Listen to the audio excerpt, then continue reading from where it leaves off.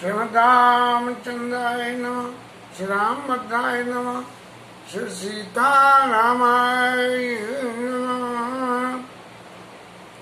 आज की कथा में 2 बार व्यवधान हो गया और कथा की सरसता बनाए रखने के लिए ये जरूरी था कि नए से फिर तीसरी बार में प्रयास किया जा रहा है, जिससे कि कथा में निरंतरता बनी रहे। अब तक की कथा में सब लोगों की वंदना भगवान के रूपों की, स्वरूपों की, संतों की, ग्रंथों की, मुनियों की करने के उपरांत तुलसीदास जी महाराज 2 नंबर 43 बालकांड में लेके और जहाँ से राम कथा का मूल प्रासंगिक की उत्पत्ति इसकी कहाँ से हो रही है,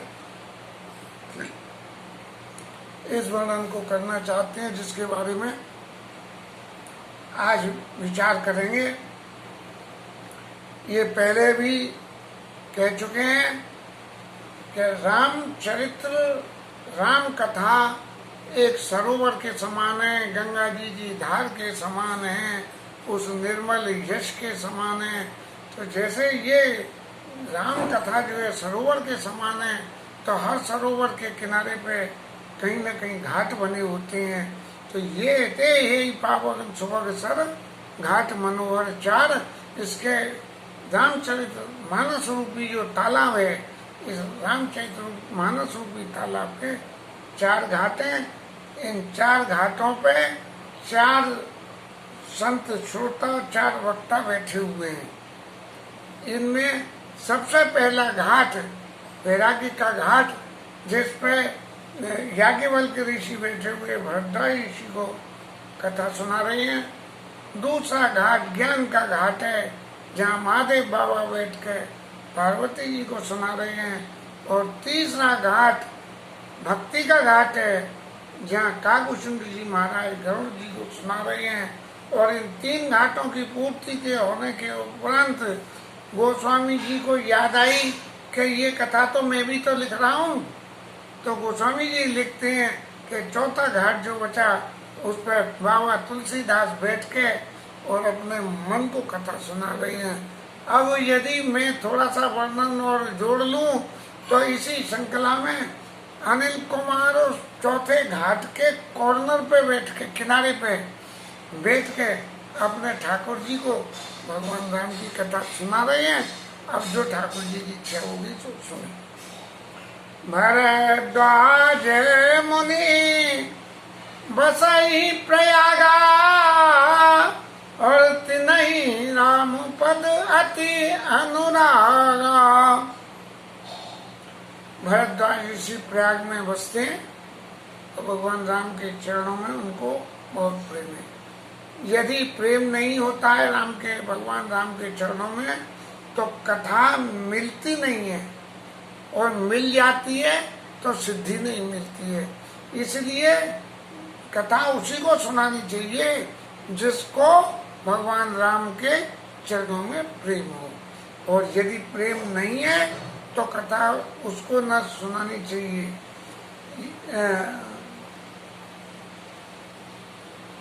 द्विजद्रोही सुनायु कबुना सुरपत सरिस होई नप, सुनाई कबू सुरपति सरिस होई नप जबू। ब्राह्मणों से जो विरोध करता हूँ, क्योंकि ब्राह्मणों के क्षेत्र के ऊपर में इस कथा को लिखने वाले ही ब्राह्मण हैं और पहले घाट पर बैठे हुए भी ब्राह्मण हैं। इसलिए जो ब्राह्मणों का विरोध करता हो उसको तो कभी भूल के भी नहीं सुनावे, चाहे वो इंद्र के समान क्यों न हो, राजा हो, लेकिन तो भी न सुनाए। और यह न कहिए सती हट, यह न कही सतही हटशील, और जो मन लाई न भजे अरलील। जो भगवान की इस कथा को मन लगा के नहीं सुनता, उससे नहीं कहनी चाहिए। इसलिए भरद्वाज ऋषि, जिनको भगवान राम के प्रेम चरणों में बहुत प्रेम है, उनको याज्ञवल्क्य ऋषि की कथा सुना। तापस समदम दया निधाना, तापस तपस्या करने वाली है और दया के निधान है, और सम और दम का उपयोग करने वाली हैं। इंद्रियों का दमन करके भगवान की साधना तपस्या करने वाले हैं और परमार्थ के पथ में परम चतुर हैं। परमार्थ के पथ में चतुर होने का मतलब है कि हर विषय के उनको पूरा पूरा ज्ञान है। भगवान की जो लीलाएं, लीला अपनी जगह है, लेकिन उन लीलाओं का अर्थ क्या है, जो ये जाने कि इस लीला का अर्थ क्या है, वो सुजान है, वो चतुर है। जब तक लीला का अर्थ नहीं मालूम है तो हम सिर्फ पढ़ने से उस लीला को समझ नहीं सकते हैं, और जब समझेंगे नहीं तब जो है कथा के प्रति चित्त में इसलिए नहीं होगा। बहुत से लोग तो कथा सुन के कह देते हैं अरे कुछ नहीं, पुरानी बातें सब गप है, ऐसा कहीं होता है, ऐसा कहीं होता है। लेकिन जिनको भगवान के चरणों में अनुराग है वो सीधी सी बात ये समझ लेते हैं कि राम की इच्छा अहिंसुई हुई और करे अन्यथा नहीं कोई।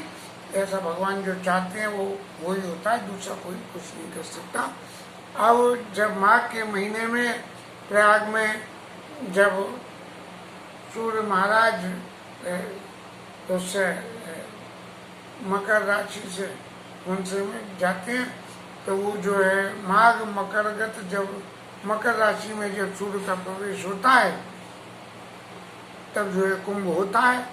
और उस कुंभ के मेले में भरद्वाज ऋषि भी पहुँचे, याज्ञवल्क्य ऋषि भी, बड़े बड़े संत महंत लोग पहुँचते हैं।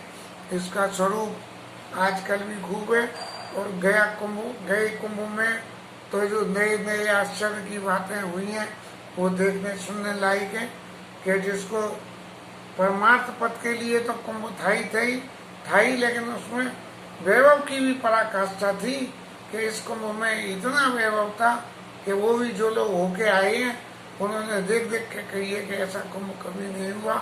अब इस भौतिक जगत में तो भौतिक सुख की साधना में ही जो कुछ है वो ही सब कुछ है, जबकि ये कुंभ का मेला परमार्थ और ज्ञान वैराग्य के लिए होता है। तो जितना भी इस कुंभ मेले की बढ़ाई हुई, इस कुंभ मेले का मान बढ़ा, वो भौतिक जगत की सुविधाओं के आधार पर बढ़ा और ज्ञान वैराग्य के आधार पर नहीं बढ़ा। इस कुंभ के मेले में देव, धनुष, राक्षस, देवता, किन्नर और मनुष्य सभी श्रेणी के लोग सादर मज्जन सकल त्रिवेणी, सभी लोग आके त्रिवेणी में स्नान, गंगा यमुना सरस्वती के संगम पे स्नान करते हैं।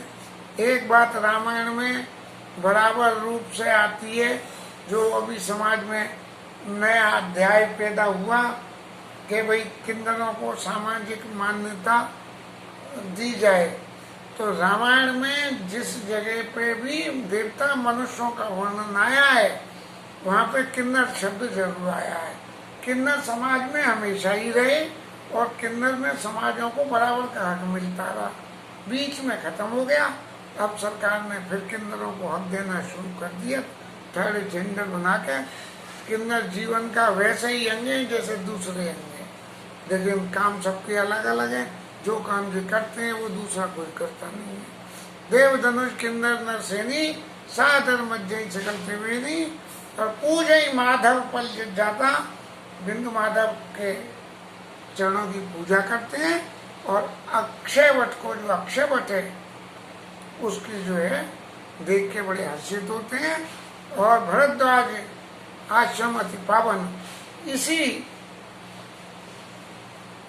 कुंभ में, इसी में प्रयागराज में भरद्वाज ऋषि का पावन आश्रम है और परम रम्य मुनिवर्मन भावन, ये मुनियों को बहुत अच्छा लगने वाला, बहुत सुंदर है, अच्छा है। और यहाँ पे कहाँ हो मुनि से समाजा जाई ते मज्जन तीर्थ राजा, जो लोग तीर्थ राज में स्नान करने के लिए जाते हैं वहाँ पे सब भरद्वाज ऋषि के आश्रम में जाके और वहाँ पे निवास करते हैं और स्नान करते हैं। और मज्जई पैर समेत चाहा कहीं पर हरि गुण गाया, सुबह बड़े स्नेह के साथ में स्नान करते हैं और फिर दिन के समय में बैठ के मज्जई पैर समेत चाहा और कहीं परस्पर हरि गुण गा, एक ऐसा नहीं है कि जितने भी ऋषि गए वो एक वक्ता है, सब श्रोताएं, सब श्रोताएं और सबरे वक्ताएं। जो भी ऋषि हैं, जिसका जैसा जैसा ज्ञान है उसके हिसाब से भगवान के चरित्रों का वर्णन करते। ब्रह्म निरूपण धर्म विधि वर्णय तत्व विभाग और काई भगति भगवंत के संयुक्त ज्ञान विराग। इस प्रकार आप बोलो जो कहीं परस्पर हरि गुण गाहा, जो भगवान के गुणों को कहते हैं उसमें क्या गुण कहते हैं कि ब्रह्म निरूपण, ब्रह्म के बारे में कि ब्रह्म क्या है, और धर्म विधि, धर्म की विधि क्या है। धर्म होना बहुत अच्छी बात है, धर्म पालना बहुत अच्छा है, लेकिन धर्म के संग में जब धर्म का संकट आता है तब क्या करना, इसलिए है धर्म विधि। तो ब्रह्म निरूपण, ब्रह्म का निरूपण और धर्म की विधि क्या है, यदि ऐसा हो जाए तो धर्म के अनुसार क्या करना चाहिए। वर्णय तत्व विभाग, उसको तत्व से बांट बांट के अलग अलग करके वर्णन करते हैं। कहीं भगति भगवंत के, और भगवान की भक्ति, कैसे भक्ति कि भगवान की भक्ति है संयुक्त ज्ञान और विराग। भगवान की भक्ति करने को भक्तों ने तरह तरह से भक्ति करी है, लेकिन जिसने ज्ञान से भक्ति और वैराग्य ये तीनों को मिला के जिसने भक्ति करी है उसकी सिद्धि है पक्की। भक्ति पहले करी फिर वैराग्य, जब ये दोनों आ गए तो ज्ञान महाराज अपने आप ही आ जाते हैं, ऐसा रामायण का मत है। यही प्रकार भरी माग न आई, उन्हें सब निज निज आश्रम जाई।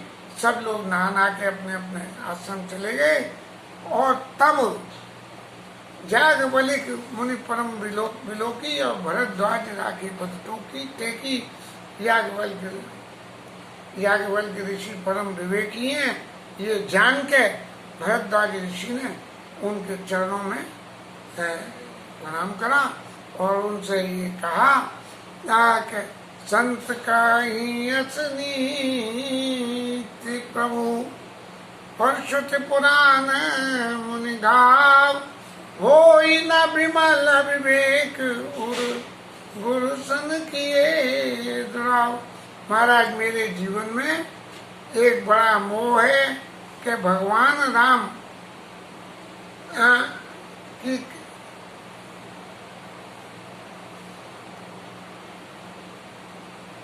मेरे मन में एक बहुत बड़ा संशय है।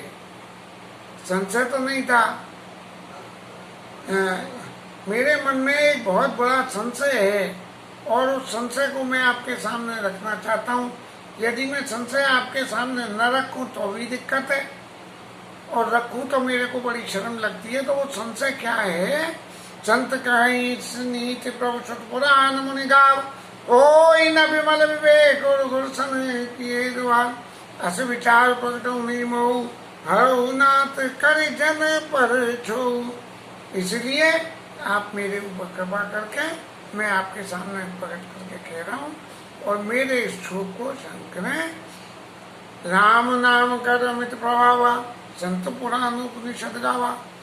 भगवान राम के नाम का तो बहुत लंबा चौड़ा प्रभाव है, और संत भी और पुराण भी और उपनिषद भी और वेद, सब लोग जो उनके गुणों का गान है।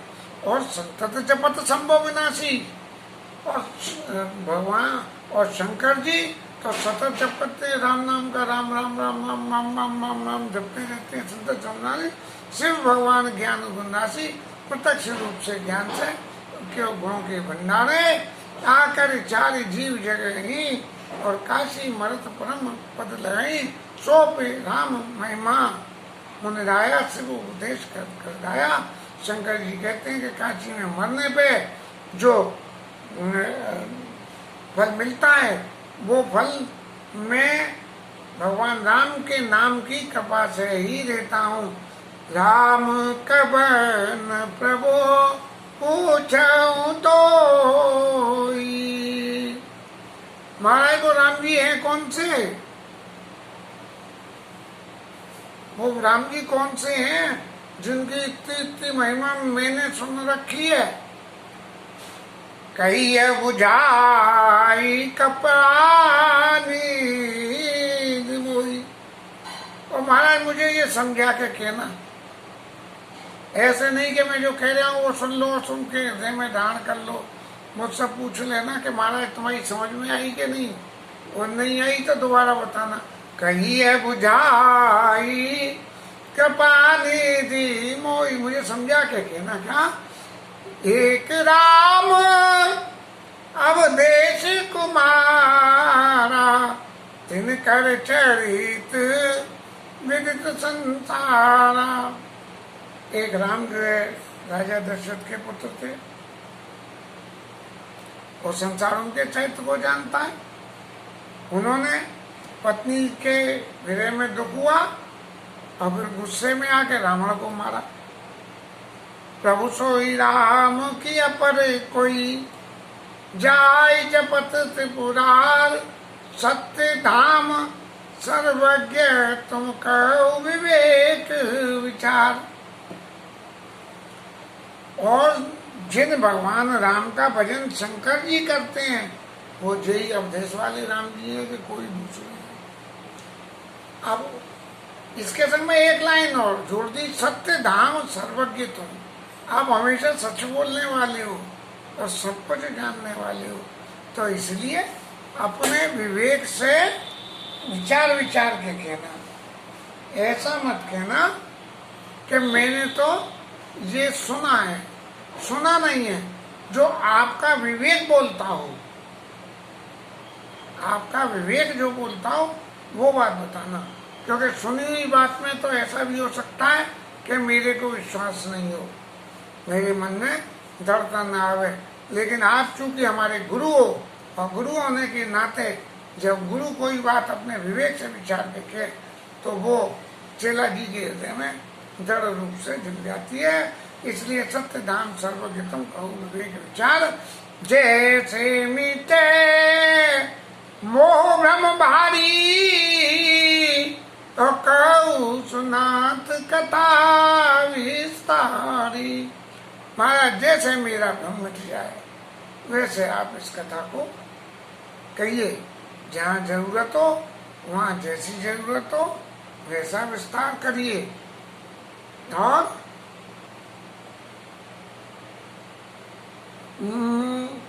जाग बलिक बोले मुस्काई, तुम्हारी विदित रघुपति प्रभुताई। याज्ञवल्क जी हंसते हुए बोले, अरे महाराज भरद्वाज जी, तुम्हें तो भगवान राम की सब बातें मालूम है, अच्छी तरह जानते हो कि महादेव भी जपते हैं, दशरथ जी के पुत्र भी थे, और रावण को भी मारा था। अरे जब इतना काम करा था तो इसके बीच में जो कुछ भी बाकी रहा होगा वो भी तो मालूम है आपको। अब मैं आपकी बात समझ गया कि आप सब कुछ जानते हुए भी ये क्यों पूछ रहे हो कि राम भगत तुम मन क्रम बानी, और चतुराई तुम्हारी मैं जानी। मैं आपकी चतुराई को समझ गया, तो राम जी के पक्के भगत हो, और भगत बन के हमसे ऐसे प्रश्न कर रहे हो। चाहू सुने राम गुण गुणा, कीने प्रश्न मनोवती मुड़ा। भगवान राम के गुणों को सुनना चाहते हो और प्रश्न ऐसे कर रहे हो जैसे कि आप इनको जानते नहीं हो, मूढ़ हो। ताते सुनाओ सा डर मन लाई, कहू राम के कथा सुहाई। आप मन लगा के सुनना भरद्वाज जी, मैं जो है भगवान राम की सुंदर कथा को वर्णन करता हूँ। मामो मैं शेष कराला विशाला राम कथा कालिका कराला। यदि किसी के जीवन में मोह हो गया है, हाँ? और महामोह महिषेश, महिषेश बोलते हैं सांप को, मोह रूपी जिसके हृदय में सांप, और सांप माने ये शेषनाग 1000 फन वाला, ये ऐसा जो विशाल, यदि ऐसा नहीं, गलत कह गया, महामोह महिषेश विशाला, ये महिषासुर है। मोह जो है महिषासुर है।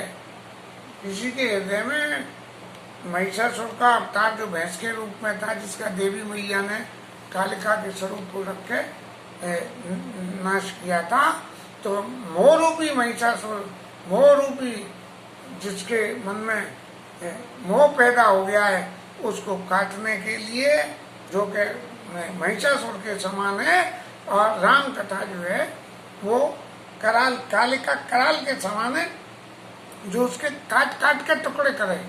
एक तो मारना, एक काट काट के टुकड़े कर देना, वो कहता है कहलाती है करालता। कि ऐसा कर दिया करने का, ये दोबारा कहीं पैदा नहीं हुआ। माँ मोह महिषेश कराला विशाला राम कथा कालिका कराला। राम कथा सस किरण समाना संत चकोर करें जय पाना। राम कथा चंद्रमा की किरणों के समान है। जैसे चंद्रमा की किरणें जीवन को शीतलता देती हैं, ऐसे ही राम कथा जीवन में शीतलता प्रदान करती है। राम कथा सस किरण समाना और संत चकोर करें ये पहना। जैसे चकोर पक्षी चंद्रमा की ठंडक को या किरणों को पान करता है, ऐसे संत रूपी जो चकोर हैं वो उस राम भगवान राम की इस कथा का पान करते हैं। ऐसे संशय कीन भवानी महादेव तब कहानी। अब महाराज आप राम कथा सुनना चाहते हो तो राम कथा सुनने के लिए पहले मैं शंकर जी की कथा आपको सुनाता हूँ। और शंकर जी की कथा सुनने से क्या होगा कि शंकर जी की कथा सुनने से आपको भगवान राम के चरणों में विशेष स्नेह प्राप्त होगा। अब ये कथा तो चल रही है वैरागी के घाट पर बैठ के याज्ञवल्क्य जी और भरद्वाज जी की। अब इस कथा का सीन पलटता है और सीन पलट के घाट नंबर 2 पे जो आते हैं, तो घाट नंबर 2 पे बाबा महादेव बैठ के पार्वती जी को कथा सुना रहे हैं। तो याज्ञवल्क्य जी कहते हैं कहूँ सुमति अनुहारी अब उमा शंभो संवाद और भय समय जय है तो सुनो। भय समय जय है तो जय सुनो मुनि मिटाई विषाद। जिस समय पे ये हुआ पार्वती जी और महादेव जी का संवाद हुआ, मैं वो आपसे कहता हूँ। तो उस संवाद के कहने से क्या होगा कि आपके चित्त में यदि कोई विषाद है तो वो मिट जाएगा। क्योंकि जो लीला ये भरद्वाज ऋषि याज्ञवल्क्य जी से अपने आप को नादान दिखा के और पूछना चाह रहे हैं, पार्वती जी ने प्रत्यक्ष में वही लीला करके और शंकर जी से पूछा था। तो इसलिए आप एक दूसरे नादान की कथा को सुन लो तो आपके आप ही समझ में आ जाएगी। कभी कभी ऐसा भी होता है, कोई प्रदर्शन चल रहा हो और नहीं, घर में 2-4 बच्चे हों और ज्यादा ही उधम कर रहे हो और माँ कहे कि मान जा मान जा मान जाओ, उदम मत करो, न माने तो माँ क्या करती है, एक वो छोटा बच्चा होता है ना, उसकी दूर दक्षिणा कर देती है, ढाई दे लगा दे, तो बाकी बच्चे सब शांत हो जाते हैं कि इसकी तो पिटाई हो गई, हमारी भी पिटाई हो जाएगी, भैया मारेगी, इसलिए सब उदम छोड़ देते हैं। ऐसे ही ये कह रहे हैं कि मैं जो संशय पार्वती जी ने करे थे, उन संशयों के बारे में मैं आपको सुनाता हूँ और आपको समझाता हूँ, और इनके सुनने समझने से आपका सारा मन का चित्त का मोह मिट जाएगा। गई सुमति अनारव माँ संवाद भयो समय जय हेतु जी, सुन मुनि मिटे विषाद, आपका विषाद मिट जाएगा। और इसके साथ ही आज की कथा को तो फिर यहाँ विश्राम देना पड़ेगा। अब थोड़ी सी रफ्तार बनेगी, क्योंकि कथा के बहुत से वर्णों में जो लीला चरित्र है, उन लीला चरित्र को हम बिना चौपाई पढ़े हुए भी वर्णन करके ही पास हो सकते हैं, और लीला चरित्र की जो खास बातें हो उनको कह सकते हैं, जिससे कि कथा थोड़ी रफ्तार से आगे बढ़े। कुछ बीच में गान टान भी करने की स्थिति रखेंगे, जिससे यदि कोई थर्ड पर्सन सुन रहा हो तो कृपाराम के जा पर होगी सुनेगा तो वही, लेकिन उसको भी थोड़ी सी रुचि जागृत हो जाएगी। इसके साथ आज की कथा का ये विषय और हरि नाम कीर्तन।